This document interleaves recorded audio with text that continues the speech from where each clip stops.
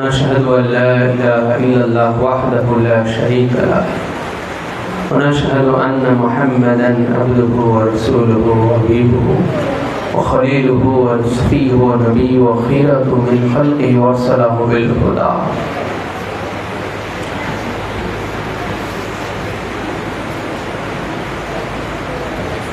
وخصوصا على سيدنا غوث الأعظم أمين المكين. أعوذ بالله من الشيطان الرجيم. بسم الله الرحمن الرحيم.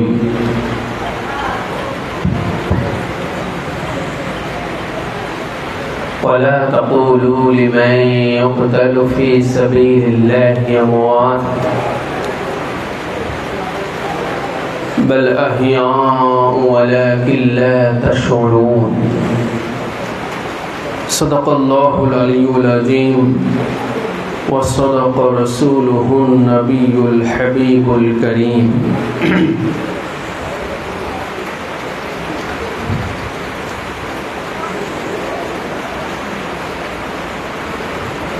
وقال عليه الصلاة والسلام: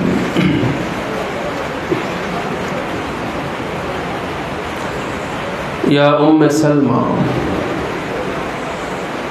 إذا تحولت هذه التربة دما فاعلمي أن ابني قد قتل فجعلتها أم سلمى في قارورة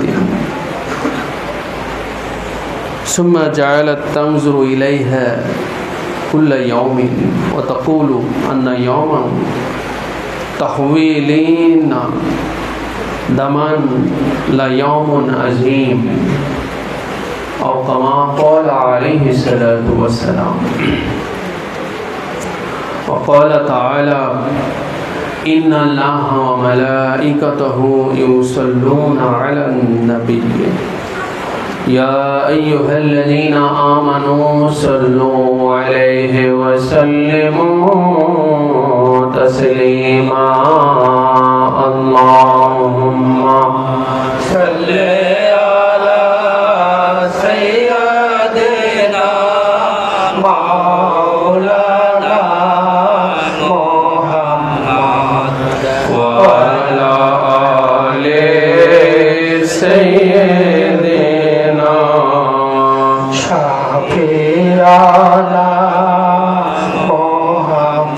اللهم صل على سيدنا مولانا محمد وعلى آل سيدنا شفيعنا محمد. نحمده ونصلي وسلم. मुअज़्ज़ज़ हाज़रीन व सामीन इकराम, आशिक़ान मुस्तफ़ा व मुहिब्बान अहले बैत मुस्तफ़ा व जदरान शुहदाए करबला, आज शोकाबहुल हृदय विदारक सही मुहर्रमुल हरामे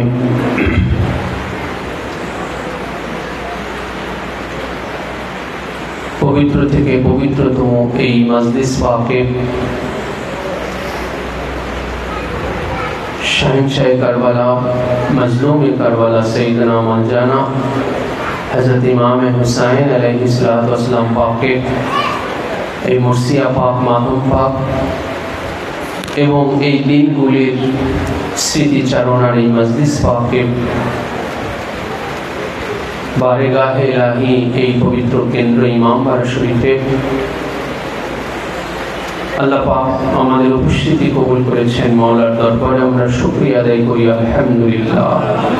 মাওলা আমাদের আমরা গুনাহগার বান্দা বান্দীদের এই হাজিরাখানা কবুল ও মঞ্জুর করুন, আমিন।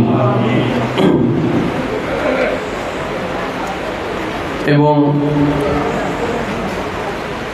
সেই সাথে স্মরণ করছি আজকের এই তারিখ, এই দিন, ক্ষণ, এই রাতকে,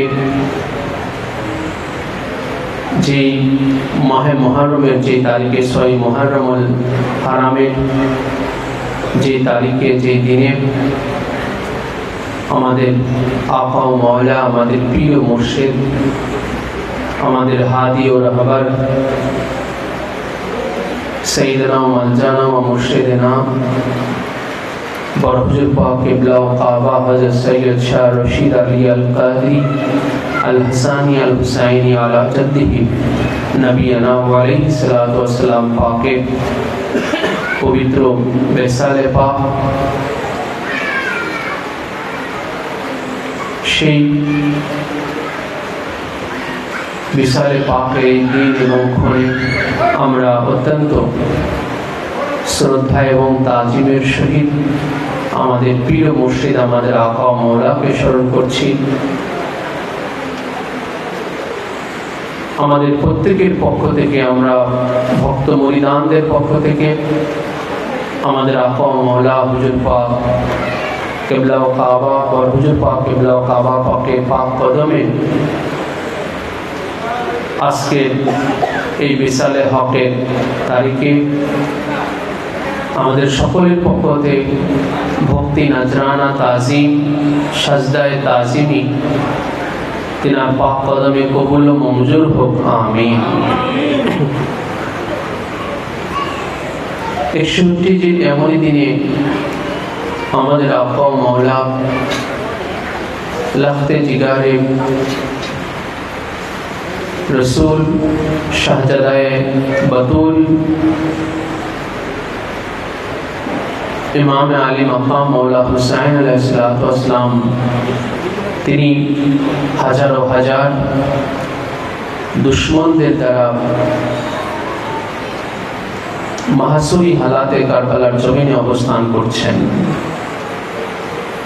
অন্যদিকে কারবালায় আবহাওয়ার প্রতিকূলতা চরম থেকে চরম আকার ধারণ করছিল। কারবালাতে সূর্যের কিরণ এবং লো হাওয়া যেন তাবু খানদান মুস্তাফা পাক ওনাদের তাবুগুলোকে যেন ঝলসে দিচ্ছে এবং বালুকা রাশিগুলো রোদের তাপে হলুদ বর্ণ হয়ে গিয়েছিল। এমন প্রতিকূলতা মরুর ভূমির উপরে, খোলা ময়দানের উপরে খানদানে মুস্তাফার সেই দিনগুলো যে কি কঠিন থেকে কঠিনতর ছিল, এটা আমাদের বর্ণনা করার ভাষা জানা নাই। সেটার আসল বাস্তবতা ফুটিয়ে তোলার ভাষা আমাদের জানা নাই। কারণ যেই মুশকিলে, যেই বিপদে যে কখনো পড়েনি, সেটা তাকে বোঝানো বড় কঠিন ব্যাপার।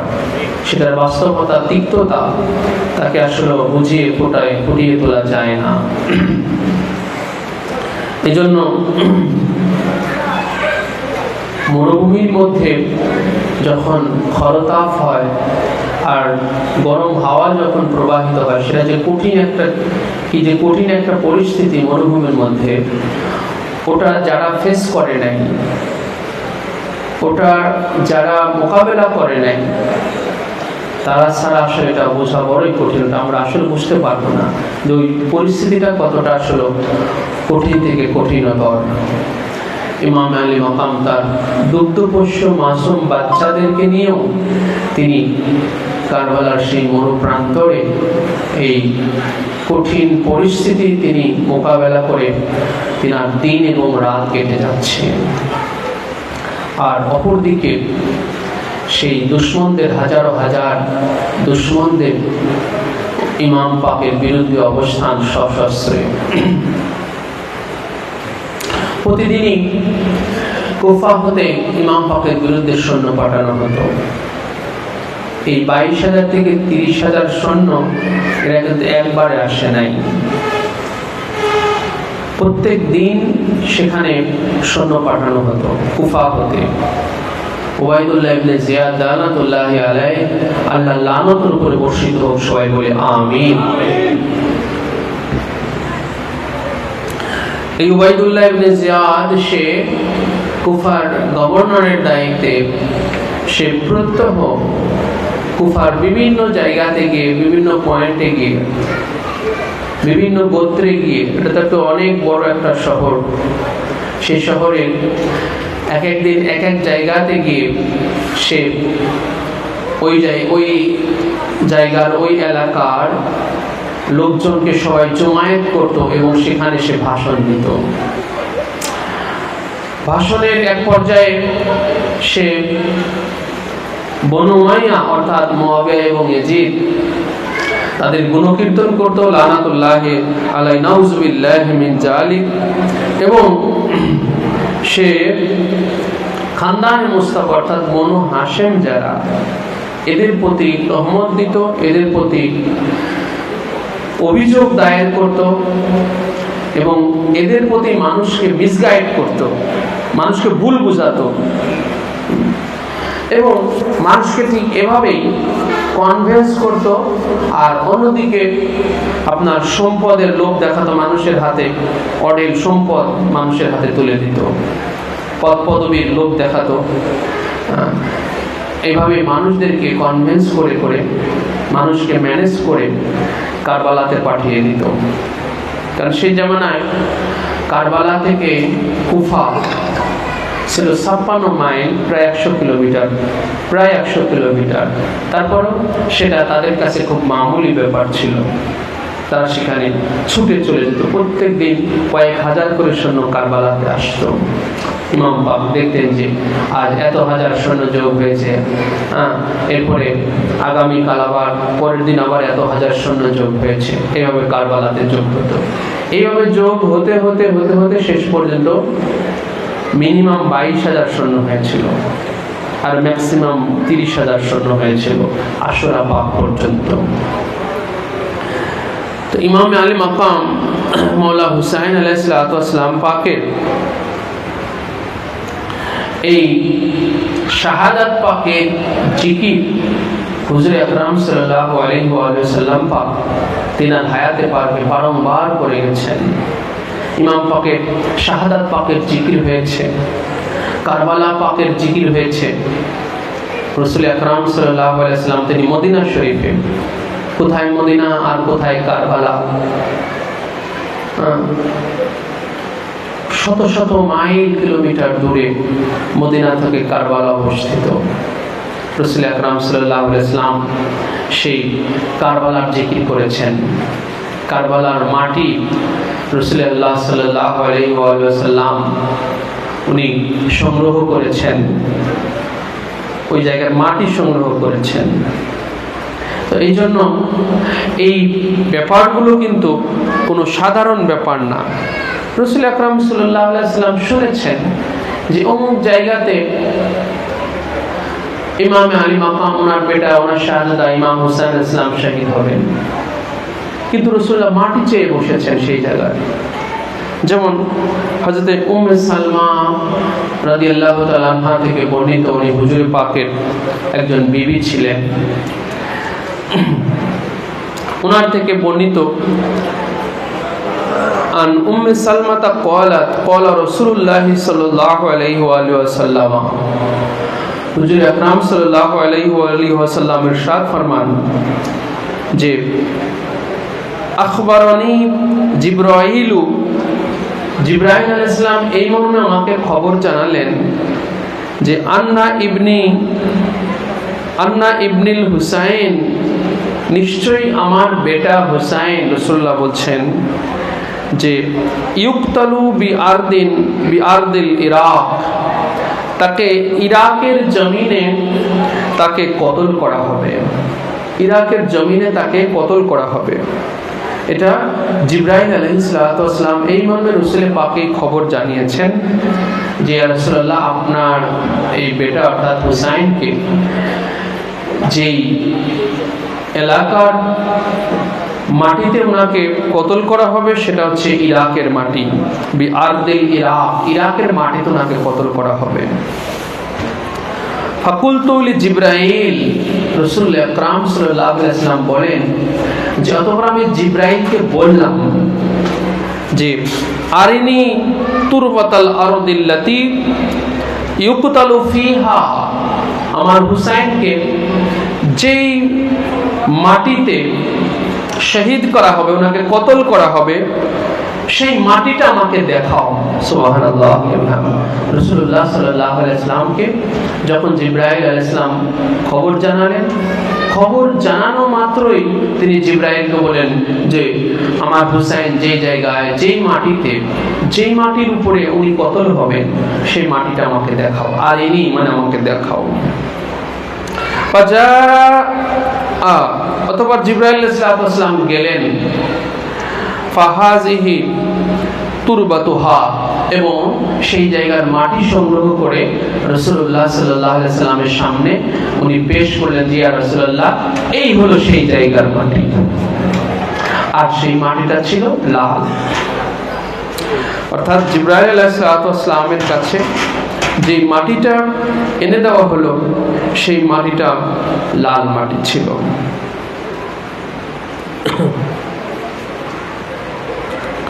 অতঃপর রাসূল আকরাম সাল্লাল্লাহু আলাইহি ওয়াসাল্লাম পাক ঠিক এভাবেই তিনি এই মাটি তিনি সংগ্রহ করলেন। জিবরাইল আলাইহিস সালামকে দিয়ে মাটি সংগ্রহ করলেন, কারবালার মাটি সংগ্রহ করলেন হুজুরে পাক।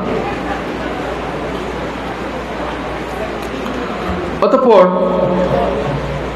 হযরত উম্মে সালমা রাদিয়াল্লাহু তাআলা আনহা বলেন যে হুজুর আকরাম সাল্লাল্লাহু আলাইহি ওয়াসাল্লাম পাক সেই মাটিটা আমার কাছে রেখেছিলেন। এটা হুজুরে পাকের একটা ইলমে গায়েব ছিল, যিনি হযরত উম্মে সালমার কাছে মাটিটা কেন রাখলেন। হুজুরে পাক সাল্লাল্লাহু আলাইহি ওয়াসাল্লাম তিনি জানতেন যে আমার হুসাইন যখন ওই কারবালা নামক ওই জায়গাতে, ইরাকের জমিনের ওই কারবালা নামক জায়গাতে আমার হুসাইন যখন শহীদ হবেন, হুজুরে পাকের বেসালে পাকেরও 50 বছর পরে পুরা হুজুরে পাক যে বেসালে পাক নিলেন 11তম হিজরিতে, আর ইমাম পাক শাহাদাত বরণ করলেন 61 হিজরিতে, পুরা 50 বছর পরে হুজুরে পাকে। তো রাসূল আকরাম সাল্লাল্লাহু আলাইহি ওয়াসাল্লাম পাক তিনি যে আলিমুল গায়েব ছিলেন, গায়েব জাননেওয়ালা ছিলেন হুজুর। এটা হুজুরে পাকের হায়াতে পাকের হাজারো স্টেপে, হাজারো ধাপে, হাজারো পদক্ষেপে, রাসূল পাকের হাজার হাজার পদক্ষেপে এটা প্রমাণিত হয়েছে যে রাসূলুল্লাহ সাল্লাল্লাহু আলাইহি ওয়াসাল্লাম আলিমুল গায়েব অর্থাৎ ইলমে গায়েব জাননেওয়ালা ছিলেন, গায়েব জাননেওয়ালা ছিলেন হুজুর পাক। আর গায়েব এটা বিভিন্ন পর্যায়ে হতে পারে, বিভিন্ন জায়গা নিয়ে হতে পারে, এবং সব সময় নিয়ে হতে পারে। প্রত্যেকটা সময় নিয়ে গায়েব হতে পারে। সময়কে মোট 3টা ভাগে ভাগ করা হয়েছে: অতীত, বর্তমান, ভবিষ্যৎ। প্রত্যেকটা ভাষাতেই, সেটা বাংলা ভাষা হোক, আরবিতে হোক এবং বাংলাতে হোক, কাল অর্থাৎ সময়টাকে প্রধানত 3টা ভাগে ভাগ করা হয়েছে: অতীত, বর্তমান, ভবিষ্যৎ। তো এই ইলমে অর্থাৎ গায়েব মানে অদৃশ্য, যেটা দৃশ্যমান নয়, যেটা জাহের না। গায়েবের বিপরীত হচ্ছে জাহের। যেটা জাহের না অর্থাৎ যেটা প্রকাশ্য না, সেটাই হলো গায়েব মানে অদৃশ্য, অপ্রকাশ্য। এই গায়েবটা এটা অতীতের হতে পারে, এটা বর্তমানের হতে পারে এবং ভবিষ্যতের হতে পারে। গায়েবটা 3 কালের হতে পারে, 3টা টাইমেরই হতে পারে। অতীতের অনেক কিছু আছে, সেগুলো আমাদের কাছে গায়েব, সেগুলো সম্পর্কে আমাদের কোনো জানা নাই, কোনো ধারণা নাই। আছে কি নাই বলেন? অনেক কিছু আছে অতীতের, আমরা ওগুলো জানি না, ওগুলো আমাদের কাছে গায়েব। আমাদের কাছে বর্তমানের, আমাদের কাছে জাহের হচ্ছে আমরা যে এই যে শুধু এইটুকুর মধ্যে আছি, এইটুকুই আমাদের জন্য জাহের। বর্তমান আমি আপনাদের সামনে কথা বলছি আর আপনারা আমার কথা শুনছেন, এটুকুই জাহের, এটুকুই আমার আপনার কাছে জাহের। আপনার কাছে জাহের যে আমি কথা বলছি, আর আমার কাছে জাহের হলে যে আপনারা আমার কথা শুনছেন, এইটুকুই জাহের আমার আপনার কাছে। এর বাইরে যা আছে সব আমার আপনার জন্য গায়েব। এই কমপ্লেক্সের বাইরেই আমার আপনার কাছে সব গায়েব। এই জাস্ট এই কমপ্লেক্সের বাইরে আমার আপনার কাছে সব কিছু গায়েব, বর্তমান এটা। আর ভবিষ্যতের যা আছে সবই আমার আপনার কাছে গায়েব। কাল সকালে কি হবে, কাল বিকেলে কি হবে, পরের দিন কি হবে, পরের সপ্তাহে কি হবে, পরের মাস, পরের বছর, পরের যুগে, পরের শতাব্দীতে কি হবে, সব আমার আপনার কাছে গায়েব। ভবিষ্যৎ সব গায়েব। তো হুজুর আকরাম সাল্লাল্লাহু আলাইহি ওয়া সাল্লাম পাক ইরশাদ ফরমান, ইন্নী লা আলামু মা তা'লামুনা, আমি যেটা নিশ্চয় আমি যেটা জানি যদি তোমরা সেটা জানতে। হুজুর আকরাম সাল্লাল্লাহু আলাইহি ওয়াসাল্লাম ইরশাদ করেছেন যে ইন্নী লা আলামু ওয়া লাউ তা'লামুনা, আমি যেটা জানি যদি তোমরা সেটা জানতে তাহলে তোমরা বিবি বাচ্চা নিয়ে ঘর সংসার করতে না, কাঁদতে কাঁদতে তোমরা জঙ্গলে চলে যাইতে। রাসূলুল্লাহ সাল্লাল্লাহু আলাইহি ওয়াসাল্লাম বলেছেন জঙ্গলে কাঁদতে কাঁদতে তোমরা জঙ্গলে চলে যেতে। সিয়াসিতার হাদিস শরীফ এটা হুজুর পাক সাল্লাল্লাহু আলাইহি ওয়াসাল্লাম ইরশাদ করেছেন। তো হুজুর পাক সাল্লাল্লাহু আলাইহি ওয়াসাল্লাম তাহলে কি জানেন ভাই? হুজুর সব গায়েব জানেন, অতীতের সব গায়েব জানেন। কোন নবীর জামানায় কি হয়েছে রাসূলুল্লাহ সব বর্ণনা দিয়েছেন, হাদিস শরীফের মধ্যে সেটা আসছে। হাদিস শরীফ তো আর কোরআন পাক না, কোরআন পাক যেটা জিবরাইল ইসলামের মারেফাতে আসছে, তাই না? জিবরাইল ইসলামের মাধ্যমে রাসূলের পাকের উপরে যেটা অবতীর্ণ হয়েছে সেটা হচ্ছে কোরআনুল কারীম। হাদিস শরীফ যেটা রাসূলুল্লাহ সাল্লাল্লাহু আলাইহি ওয়াসাল্লাম বলেছেন। তো হুজুরের পাক এরকম অনেক বিভিন্ন নবীদের জামানার বিভিন্ন কাহিনী, বিভিন্ন ঘটনা রাসূলুল্লাহ উনি বর্ণনা করেছেন। তো হুজুর এগুলো কোথায় পেলেন? কোথায় এই বর্ণনাগুলো পেলেন? কোন নবীর জামানায় কি ঘটনা ঘটেছে সেগুলো হাজার হাজার হাদিস শরীফের মধ্যে আসছে যে রাসূলুল্লাহ বিভিন্ন নবীদের জামানার বিভিন্ন ওয়াকিয়া, বর্ণনা, ঘটনা তিনি তুলে ধরেছেন সাহাবায়ে কেরামের মাঝে। তো আল্লাহর রাসূল এই ঘটনাগুলো কোথায় পেলেন? তার মানে কোন নবীর জামানায় কি ঘটেছে রাসূলুল্লাহ সব কিছুর সাক্ষী। সুবহানাল্লাহ। সাক্ষী মানে দেখনেওয়ালা, দেখনেওয়ালাকে সাক্ষী বলা হয়, শুননেওয়ালাকে কখনো সাক্ষী বলা হয় না। এইজন্য আল্লাহ পাক কুরআনুল কারীমে রাসূলুল্লাহকে শাহিদ বলেছেন, ইন্না আরসালনাকা শাহিদাও। পহলে আল্লাহ পাক বলেছেন যে রাসূলুল্লাহ আমি আপনাকে শাহিদ করে পাঠিয়েছি। দুনিয়ার সেই সৃষ্টির শুরুলগ্ন থেকে, এই দুনিয়ার শুরুলগ্ন থেকে আদম আলাইহিস সালাম না, আদম আলাইহিস সালামের আগে, আদম আলাইহিস সালাম তো দুনিয়াতে আসেন দুনিয়ার বৃদ্ধ বয়সে। এই জমিনের বৃদ্ধ বয়স চলতেছে আদম আলাইহিস সালাম থেকে। এই জমিনের জন্ম, শিশু, কৈশোর, যৌবন কাল চলে গেছে আদম আলাইহিস সালাম এই দুনিয়াতে আসার আগেই। এই জমিনের যৌবন কাল চলে গেছে। আদম আলাইহিস সালাম এই দুনিয়াতে আসেন আদম আলাইহিস সালামের এই জমিনের বৃদ্ধ বয়সে। হুজুর আকরাম সাল্লাল্লাহু আলাইহি ওয়াসাল্লাম সর্বকালের সাক্ষী। শুধু আদম আলাইহিস সালাম না, আদম আলাইহিস সালাম সৃষ্টির আগে থেকেই তো তিনি নবী ছিলেন। সুবহানাল্লাহ। কুনতু নাবিয়্যা ওয়া আদামু বাইনাল মাই ওয়াত তিন। আদম সৃষ্টির আগেই হুজুর বলেন আমি নবী ছিলাম, অর্থাৎ আমি গায়েবের খবর দেনেওয়ালা ছিলাম। नबी का माना गायब का खबर, इल्म गायब का खबर देने वाला है। नबी शब्देर अर्थ হচ্ছে इल्म गायब का खबर देने वाला। गायब की खबर देने वाला नबी शब्দের একটা অর্থ জেনে রাখবেন। যিনি অদৃশ্যের খবর প্রদান করেন ওনাকে নবী বলা হয়। তো রাসূল আকরাম সাল্লাল্লাহু আলাইহি ওয়াসাল্লাম তিনি শুধু নবী নন, তিনি সমস্ত নবীদের জামানার সমস্ত সব কিছুর সাক্ষী। আমার আপনার নবী জনাবে মুহাম্মদুর রাসূলুল্লাহ সাল্লাল্লাহু তাআলা আলাইহি ওয়া আলিহি ওয়াসাল্লাম। এইজন্য হুজুর আকরাম সাল্লাল্লাহু আলাইহি ওয়াসাল্লাম তিনি জানতেন যে আমার হুসাইন শাহাদাত অবধি, আমার হুসাইন শহীদ হওয়া পর্যন্ত আমার বিবিদের মাঝে কে থাকবে? হুজুর আকরাম সাল্লাল্লাহু আলাইহি ওয়াসাল্লাম তিনি তো জানতেন যে আমার আলী তো সেই পর্যন্ত থাকবেন না। আর সর্বপ্রথম আহলে বায়ত থেকে খাতুনে জান্নাত পাকে আথার তিনি রাসূল পাকের সাথে বিসালে নবী হয়েছেন, বিসালে রাসূল হয়েছেন। আহলে বায়তের মধ্য থেকে রাসূল পাকের পরে পহলা খাতুনে জান্নাত পাক তিনি বিসালে পাক গ্রহণ করেছেন। অতঃপর মৌলা আলী আলাইহিস সালাম, অতঃপর ইমাম হাসান আলাইহিস সালাম, এরপর ইমাম হুসাইন আলাইহিস সালাম। তো বিবিদের মধ্য থেকে কে সেই 61 হিজরি পর্যন্ত থাকবে, এটা আল্লাহ রাসূলের কাছে এটা মালুম ছিল, জানা ছিল, হুজুর এটা জানতেন। এই জন্য ওনার কোন বিবির কাছে সেই কারবালার মাটি রাখেন নাই। সেই কারবালার মাটি রেখেছিলেন উম্মে সালমার কাছে। আল্লাহু আকবার কবীরা। রাসূলুল্লাহ সাল্লাল্লাহু আলাইহি ওয়াসাল্লাম জানতেন যে আমার হুসাইন শাহাদাত কাল পর্যন্ত আমার বিবিদের মধ্যে থেকে শুধু উম্মে সালমাই বাঁচা থাকবেন। এই জন্য ওনার কাছে মাটি রাখা ছিল। আর ওনাকে রাসূল পাকের এই দিক নির্দেশনা দেয়া ছিল কি, ইয়া উম্মে সালমা ইযা তাহাওয়ালাত হাযিহি তুরবাতু দামান।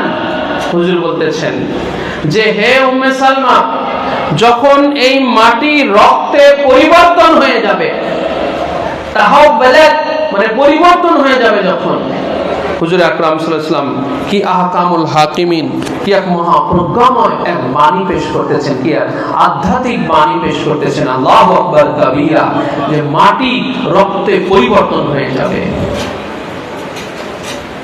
কত বড় একটা এক আধ্যাত্মিক এক বাণী রাসূল পাক সাল্লাল্লাহু আলাইহি ওয়াসাল্লামের, এটা যে মাটি রক্তে পরিণত হয়ে যাবে। কিয়ামত পর্যন্ত কোন সায়েন্স এন্ড টেকনোলজি এর ব্যাখ্যা দিতে পারবে না। আজ বিজ্ঞান এবং প্রযুক্তি সারা বিশ্বে দেখি এক বিপ্লব ঘটাইয়ে দিতেছে, কি না করতেছে, ঠিক কিনা বলেন? হ্যাঁ, এই বিজ্ঞান এবং প্রযুক্তি কি না করছে দেখেন। সমস্ত সেক্টরে, সমস্ত সাইডে কি না করতেছে বিজ্ঞান এবং প্রযুক্তি। কিন্তু কিয়ামত পর্যন্ত কোন বিজ্ঞান, কোন প্রযুক্তি এর ব্যাখ্যা দিতে সক্ষম হবে না যে মাটি কি করে রক্তে পরিণত হয়ে যায়। বিজ্ঞানীরা কিয়ামত পর্যন্ত শুধু মাটিকে মাটি হিসেবে গবেষণা করে যাবে, মাটিকে মাটি হিসেবে গবেষণা করে যাবে এবং রক্তকে রক্ত হিসেবে গবেষণা করে যাবে। রক্তকে গবেষণা করেছে বিজ্ঞানীরা, চিকিৎসা বিজ্ঞান রক্তকে গবেষণা, এই যে রক্তের গ্রুপগুলো বের করেছে, তাই না? রক্তের যে গ্রুপ বের করেছে, রক্তের কণিকার গবেষণা করে করে, রক্তের কণিকা, রক্তের ভিতরে হ্যাঁ রক্ত কণিকা আছে, হিমোগ্লোবিন আছে, রক্তের মধ্যে পানি আছে, হ্যাঁ লোহিত কণিকা, এই যে আপনার রক্তের মধ্যে যে এতগুলো, এই মোট 6টা উপাদান আছে রক্তের মধ্যে। বিজ্ঞানীরা, চিকিৎসা বিজ্ঞানীরা আবিষ্কার করেছে, রক্তকে গবেষণা করেছে। রক্তকে গবেষণা করে করে আবার কি করেছে, এই রক্ত তার রং একই কিন্তু কার্যক্রিয়া ভিন্ন। রং একই, রক্ত দেখতে এক, শুধু রংটাই এক, বাকি কিন্তু কিন্তু গ্রুপ আছে, আছে কি নাই বলেন? রক্তের গ্রুপ আবার আলাদা আলাদা। এক গ্রুপ আর এক গ্রুপের সাথে কখনোই ম্যাচ হবে না।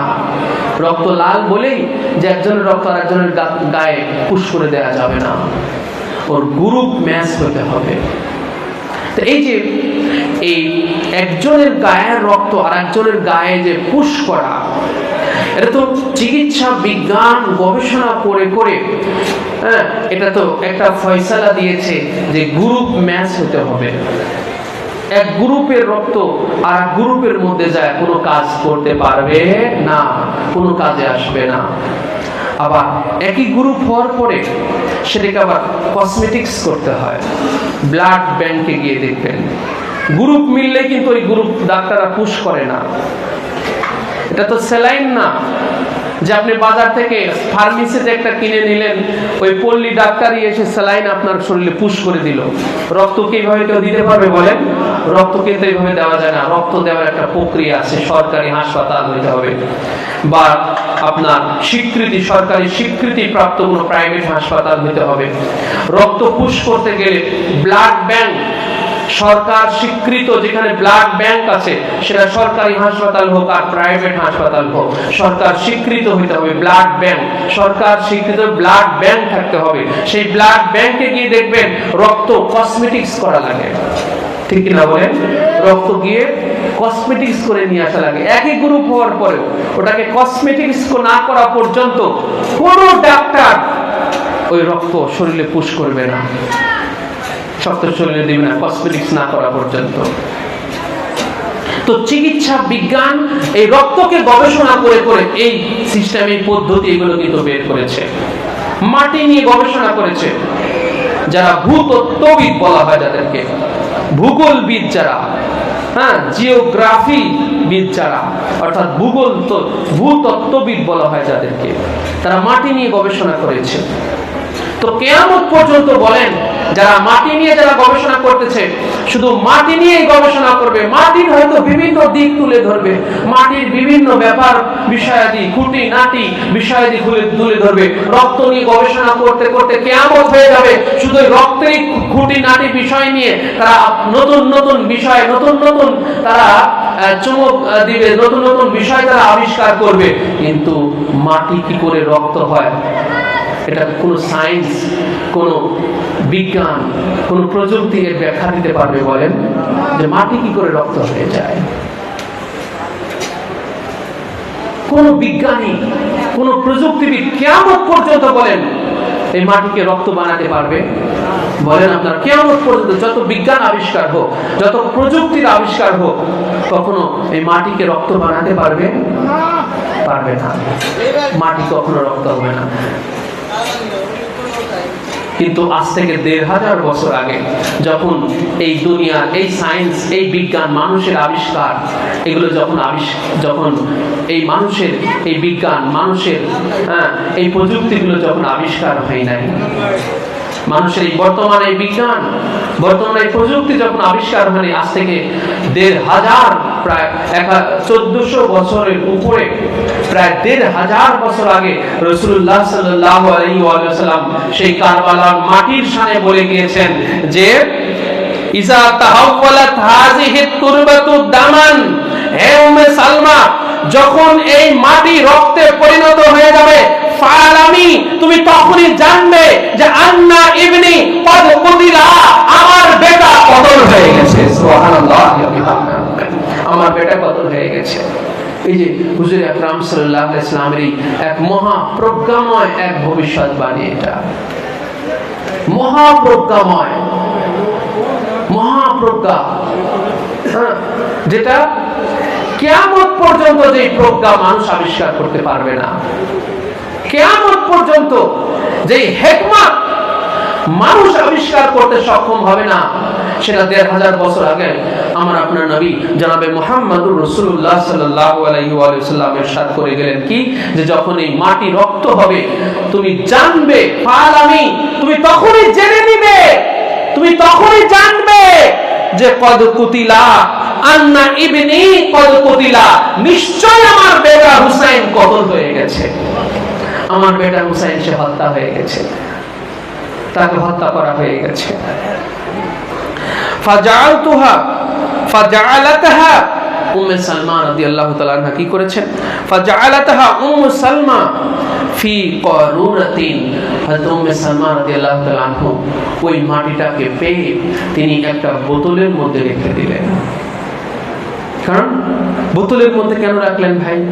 মাটি, সেটা তো কাপড়েও মুড়িয়ে রাখতে পারতেন, কি করতে পারতেন? কাপড়ে মুড়িয়ে রাখতে পারতেন, তাই না? কিন্তু বোতলের মধ্যে রাখলেন কেন?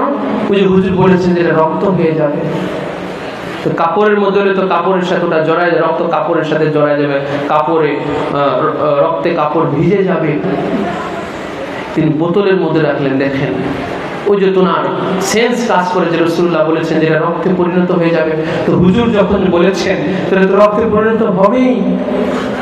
এই যে তিনি বোতল জাত করলেন, বোতলে তিনি ভরলেন, হ্যাঁ, যে এটা যখন রক্ত হয়ে যাবে তখন যেন এটা বোতল থেকে যেন বের হয়ে না যায়, কাপড়ে রাখলে কাপড় চোয়ায় ওটা বের হয়ে যাবে, বোতলে রাখলে যেন বোতলের রক্তে যখন পরিণত হবে ওটা যেন বোতলের ভিতরে থাকে, এক ফোঁটাও যেন বোতলের বাইরে যেন না চলে যায়, এটা এই মাটি রক্ত হবে।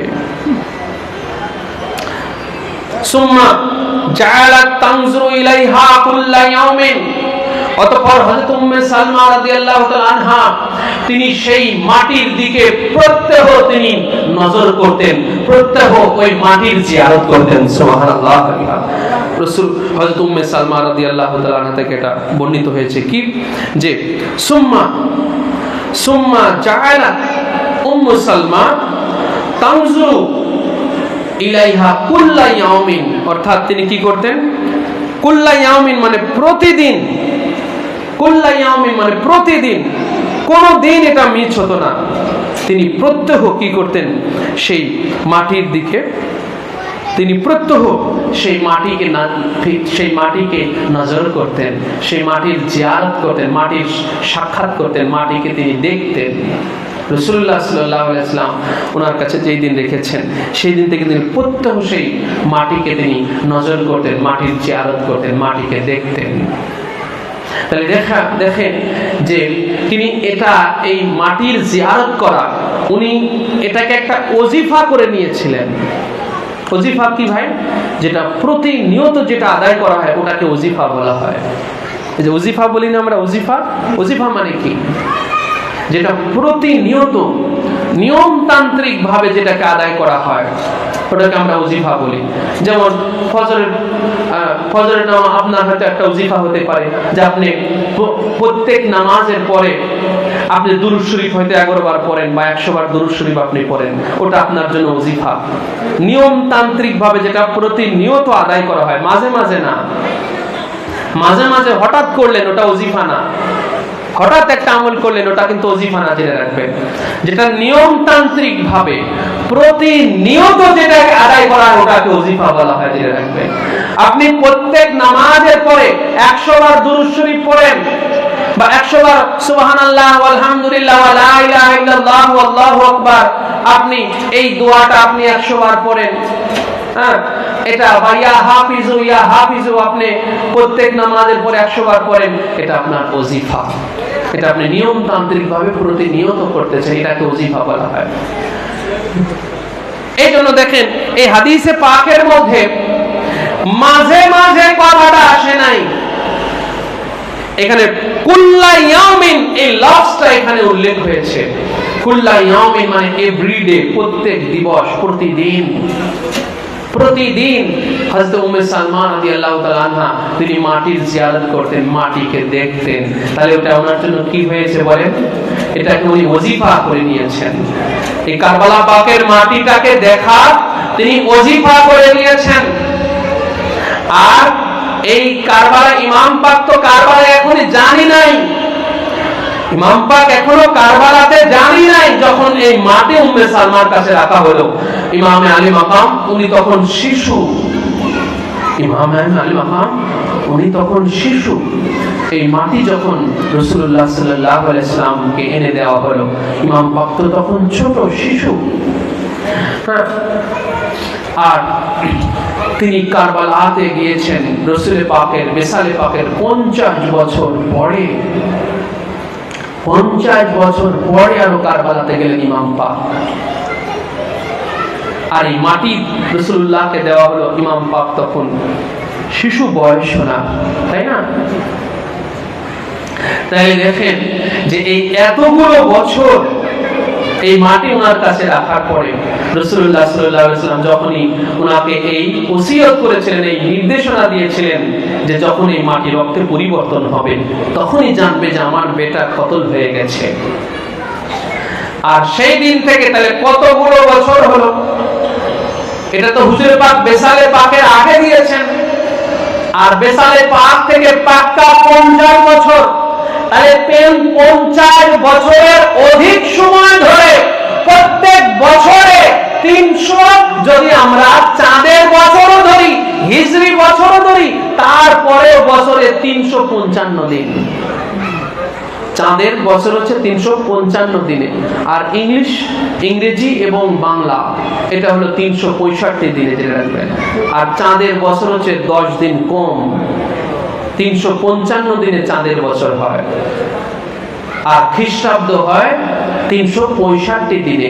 তো আমরা যদি চাঁদের বছর ধরি, তাও দেখেন 50 বছরের অধিক, 50 বছরের অধিক ধরে প্রত্যেক বছরের 50 বছরেরও বেশি, এর প্রত্যেক বছরের 355 দিনেই উম্মে সালমা রাদিয়াল্লাহু তাআলা আনহা ওই মাটির জিয়ারত পাক আদায় করেছেন।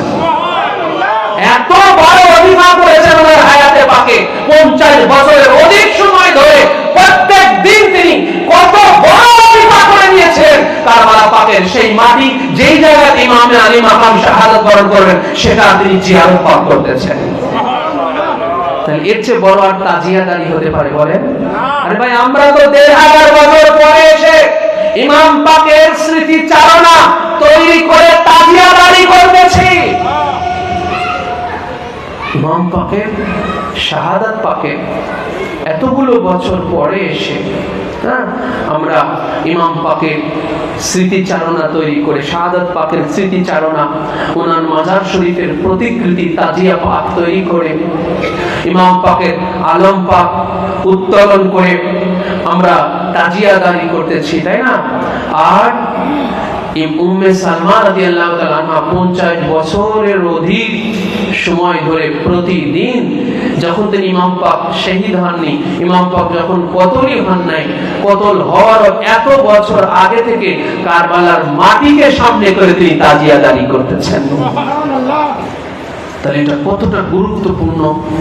রাসূলুল্লাহ সাল্লাল্লাহু আলাইহি ওয়াসাল্লামের ঘরের লোক, হুজুরে পাক সাল্লাল্লাহু আলাইহি ওয়াসাল্লামের বিবি, শুধু সাহাবী নন, উম্মুল মুমিনিন। সাহাবী তো যেই নারীরা রাসূলুল্লাহ সাল্লাল্লাহু আলাইহি ওয়াসাল্লামের বিবি হওয়ার মর্যাদা লাভ করে নাই, কিন্তু রাসূলের পাকের উপর ঈমান এনেছেন, তারাও তো সাহাবী, মহিলা সাহাবী তারা, তাই না? তারাও কি বলেন? মহিলা সাহাবী, কিন্তু তারা উম্মুল মুমিনিন নন। যেই নারীরা রাসূলের পাকের জামানায় হুজুরে পাকের উপর ঈমান এনেছেন কিন্তু বিবির মর্যাদা পাননি, তারা কিন্তু উম্মুল মুমিনিনের মর্যাদাও না, তারা এমনি নারী, মহিলা সাহাবী তারা, নারী সাহাবী তারা, কিন্তু উম্মুল মুমিনিন না। কিন্তু উম্মে সালমা কিন্তু তিনি শুধু নারী সাহাবী নন, তিনি উম্মুল মুমিনিনও বটে।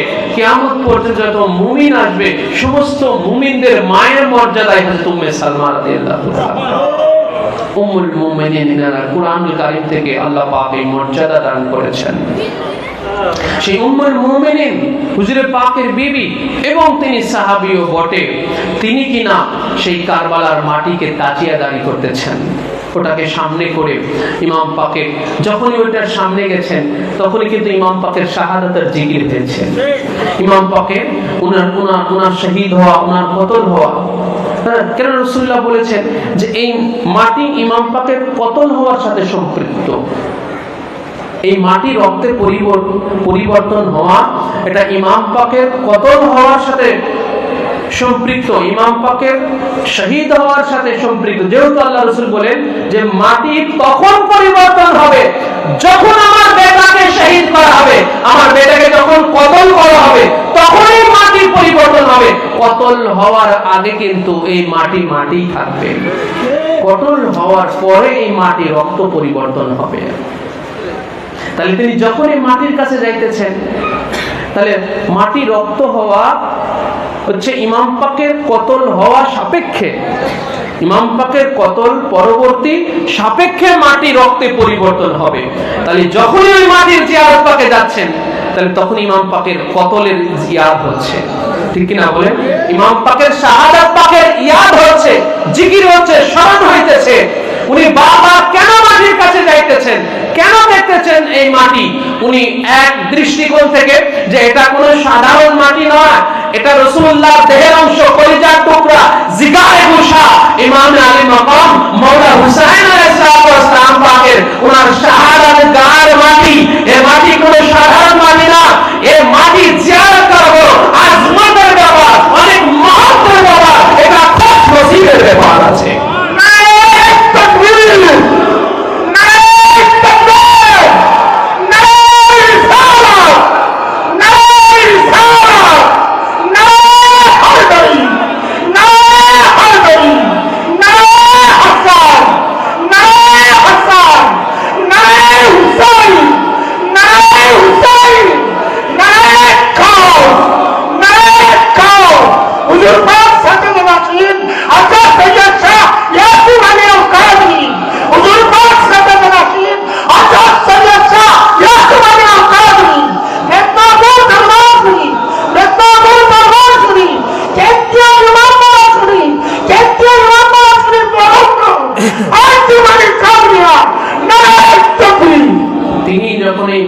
কাছে যেতেন উনি একটা কথা ব্যক্ত করতেন।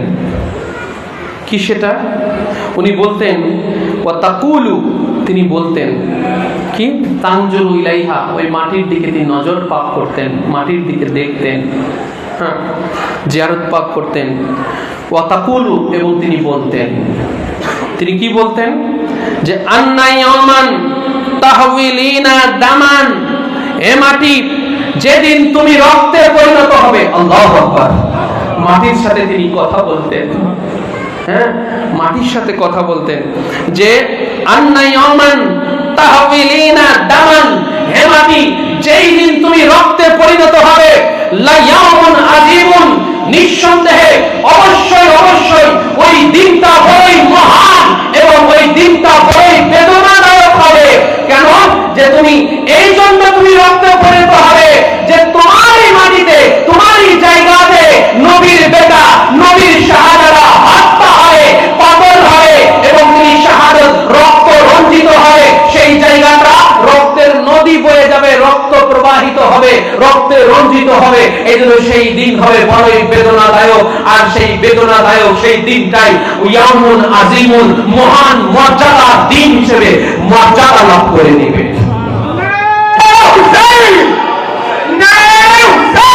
সেই দিনটা কোনো সাধারণ দিন থাকবে না, সেই দিন আজিম দিন হবে। কেন? যে ওই দিনে জিভে আজিম হয়ে গেল, মহান জবেহ হয়ে গেল ওই দিনে। তো যেই দিনে মহান জবেহটা সম্পন্ন হয়ে যায়, সেই দিন কি আর সাধারণ দিন থাকে? ওই দিনটা ওই জন্য আজিম দিন হয়ে যায়, ওই দিনটাও আজিম দিন হয়ে যায়। দেখবেন যে জায়গাতে কোনো পুণ্যময় কাজ শুরু করা হয়, সেই জায়গাটা তখন পুণ্যময় হয়ে যায়, ঠিক কিনা বলেন? ওই জায়গাটা পুণ্যময় জায়গা হয়ে যায়, তখন অনেক মর্যাদাশীল জায়গা হয়ে যায়। তো কারবালাতে এক মহান এক ওয়াকিয়া হয়ে গেল, এক মহান ঘটনা ঘটে গেল। কি? জিভে আজিমের ঘটনা ঘটল, মহান জবেহর ঘটনা ঘটে গেল কারবালায়, ওই মাটিতে। তো ওই মাটিও যেমন আজিম হয়ে গেছে, আর যেই দিনে এই জিভে আজিম, এই মহান জবেহটা হয়ে গেল, সেই দিনটাও আর সাধারণ দিন থাকলো না, ওই দিনটাও আজিম, ইয়ামুন আজিম হয়ে গেল, অর্থাৎ মহান দিবসে পরিণত হয়ে গেল। এই জন্য উম্মে সালমা রাদিয়াল্লাহু তাআলা আনহা সেটাই উনি ব্যক্ত করে বললেন যে যেদিন হে মাটি, যেদিন তুমি রক্তে পরিবর্তিত হবে, সেই দিনটা হয়ে যাবে মহান দিন এবং সেই দিন বেদনাদায়ক দিন হবে। হ্যাঁ, তো হযরতে উম্মে সালমা রাদিয়াল্লাহু তাআলা আনহা দেখেন, আজকে যে ভাই আমরা ১৫০০ বছর পরে এসে যে তাজিয়াদারি করতেছি, এটা নবীর ঘরানি, নবী পাকের ঘরানি, নবী পাকের বিবি, আমাদের মা উম্মুল মুমিনিন, এটা উমারের আমল ছিল। সুবহানাল্লাহি ওয়া বিহামদিহি, আল্লাহু আকবার কবীরা বলেন। এটা মোল্লারা যতই এটার বিরোধিতা করুক, এই এজিদি পন্থী মোল্লারা, এই মুয়াবিয়া পন্থী মোল্লারা, সেই ৬১ হিজরি ৩৬০ জন আলেম নামধারী, শায়েখ নামধারী সেই মুফতি মোল্লারা, যারা কিনা ফতোয়াবাজি করেছিল ইমাম আলী মাকামের উপরে, ইমাম পাককে কতল করে দেওয়া জায়েজ হয়ে গেছে, চিৎকার দিয়ে বলো নাউযুবিল্লাহি মিন যালিক। ওই সকল আলেমদের উপরে আল্লাহ পাকের লানত, অভিশাপ কিয়ামত পর্যন্ত বর্ষিত হোক, সবাই বলেন আমিন। যারা ইমাম পাকের উপরে ফতোয়াবাজি করেছিল, ফতোয়া দিয়েছিল, তো ওই ৩৬০ জন আলেমদের উত্তরসূরিরা আছে না? বলেন আছে কি নাই? আছে। এই জন্য ওরা আজও এই তাজিয়াদারি ওরা বুঝে না। ওই ৩৬০ জন আলেমের উত্তরসূরিরা আজও এই মোল্লারা এই তাজিয়াদারি এই জন্য বুঝে না, অথচ নবীর ঘরে ইমাম পাকের তাজিয়াদারি হয়েছে। সুবহানাল্লাহ। তো এই তাজিয়াদারি কারণে ইমাম পাকের এই শোকের এই চিহ্নকে, শোকের এই আলামতকে, নিদর্শনটাকে তাজিয়াদারি করা, এটা নবীর ঘরের কাজ, এটা নবীর ঘরের কাজ চলতেছে, জেনে রাখবেন। এটা নবী পাকের ঘরে এটা হয়েছে। আরে ভাই, উম্মে সালমা যে ঘরে ছিলেন, ওই ঘরটা কার ছিল? বলেন, সেই ঘরটা কার ছিল? আপনার বিবি কার ঘরে থাকে? বলেন, আপনার বিবি কার ঘরে থাকে? আপনার ঘরে। আপনার বিবি কার ঘরে থাকে? আপনার ঘরে থাকে। তো রাসূলুল্লাহর বিবি কার ঘরে ছিল? রাসূলের পাকের ঘরে ছিলেন। তো রাসূলের পাকের হযরত উম্মে সালমা উনি যখন এই তাজিয়াদারি করতেছেন, তা কার ঘরে হইতেছে তাজিয়াদারি? ওই যে মাটির যে প্রতিনিয়ত যে তিনি মাটির জিয়ারত করতেছেন, এটা কার ঘরে হইতেছে ভাই বলেন? রাসূলের পাক সাল্লাল্লাহু আলাইহি ওয়াসাল্লামের ঘরে। তো এই মাটি কারবালা থেকে রাসূলের পাক সাল্লাল্লাহু আলাইহি ওয়াসাল্লাম আনালেন জিবরাইল আলাইহিস সালামকে। এর একটা মাহাত্ম্য আছে না যে মাটিকে আনালেন, আছে কিনা বলেন? একটা মাহাত্ম্য আছে না যে রাসূলুল্লাহ মাটিটাকে কেন আনালেন এই কারবালা থেকে, এত দূর থেকে জিবরাইল আলাইহিস সালামকে কেন আনালেন, এবং ওনার বিবির কাছে কেন রাখলেন এই মাটি? উনি দেখছেন, আচ্ছা ঠিক আছে দেখলাম, যাও এই মাটি আবার তুমি নিয়ে যাও। এটাও তো হতে পারতো, ঠিক কিনা বলেন? উনি বলতেন আচ্ছা ঠিক আছে, আমি মাটিটাকে দেখলাম, আচ্ছা এবার যাও, আমার দেখা হয়ে গেছে, এবার নিয়ে যাও এই মাটি। কিন্তু তিনি মাটিটাকে রেখে দিয়েছেন এবং ওটাকে স্মৃতিচারণা করলেন। মাটিটাকে স্মৃতিচারণা করলেন 50 বছরেরও অধিক সময় ধরে স্মৃতিচারণা করালেন রাসূল পাক সাল্লাল্লাহু আলাইহি ওয়াসাল্লাম পাক। যে ওই মাটির জিয়ারত চলতে থাকলো ইমাম পাক কতল হওয়া পর্যন্ত। এগুলো ভাই ইসলামের, এগুলো গবেষণা জেনে রাখবেন। খানদানে পাক রাসূল আকরাম সাল্লাল্লাহু আলাইহি ওয়াসাল্লাম এবং ওনার খানদানে পাকের, হায়াতে পাকের এই ওয়াকিয়াগুলোর, এগুলো গবেষণা, এগুলো ইসলামের গবেষণা, এগুলো ইসলামের ফিকির, এগুলো ইসলামের চিন্তা চেতনা। এই গবেষণাগুলো ইমাম আলী মাকাম মওলা হুসাইন আলাইহিসসালামের এই শাহাদাত পাক থেকে এই গবেষণাগুলো বের হয়েছে এবং ওনার এই গবেষণা শ্রেষ্ঠত্ব, মাহাত্ম্যের মর্যাদায় অধিষ্ঠিত হয়েছে। এই জন্য এই গবেষণাগুলো দ্বারা প্রমাণিত হয়েছে যে ইমাম পাকের এই শাহাদাত পাক এটা কতটা মর্যাদা উচ্চ শিখরে চলে গেছে, যে কোনো কিছুই সাধারণ নাই। এই জন্য সেই ইমাম আলী মাকামের এই তাজিয়াদারি করতে পেরে, ইমাম পাকের শাহাদাত পাকের তাজকিরা করতে পেরে আমরা নিজেদেরকে সৌভাগ্যবান মনে করি।